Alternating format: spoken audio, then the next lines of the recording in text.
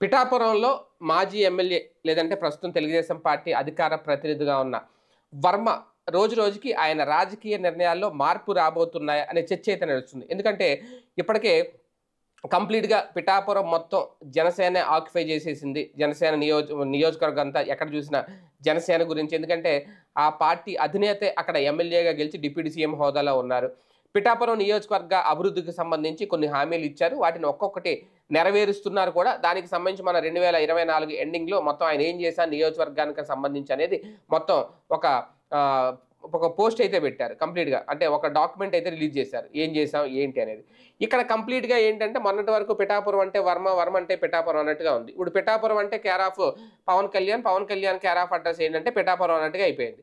So, ఇప్పటి వరకు ఆయనకి ఇంకా పార్టీ ఇస్తానన్న ఒక ఎమ్మెల్సీ గాని, లేదంటే ఒక మంత్రి పదవి గాని ఇంకా ఏం లేదు. దాని ఆచూకీ లేదు. దానికి సంబంధించి నిర్ణయం లేదు. ఎలాంటి ప్రకటన లేదు. కాకపోతే నాకు హామీ ఇచ్చారు చంద్రబాబు నాయుడు గారు అని గతంలో వర్మ చెప్పుకున్నదే. పార్టీ వాళ్ళైతే చెప్పలేదు. ఓ పక్క ఇప్పుడు ప్లీనరీ సమావేశాలకు సంబంధించి కూడా చకచకా ఏర్పాట్లు చేస్తున్నారు. మార్చిలో భారీగా ప్లీనరీ ఏర్పాటు చేయాలి అనేది. అక్కడే పిఠాపురంలో.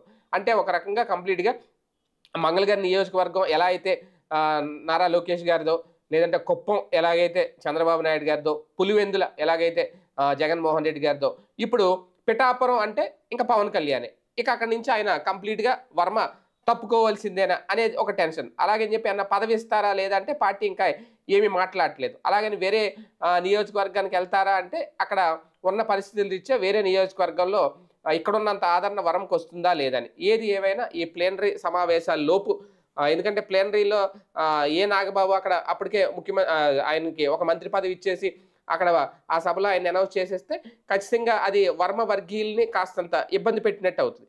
ఈలోపు ఈయనకి ఈ లోపులోనే ఎమ్మెల్సీయో లేదంటే ఈయనకి కూడా ఏమన్నా పదవి గనక ప్రకటిస్తే ఖచ్చితంగా బ్యాలెన్స్ అవుతుంది. కాకపోతే ఆలోచన చేస్తదా కూటమి ప్రభుత్వం అనేది, అలాగే వర్మ ఏ డెసిషన్ తీసుకుంటారనేది కూడా ఇక్కడ వేచి చూడాల్సిన అంశం.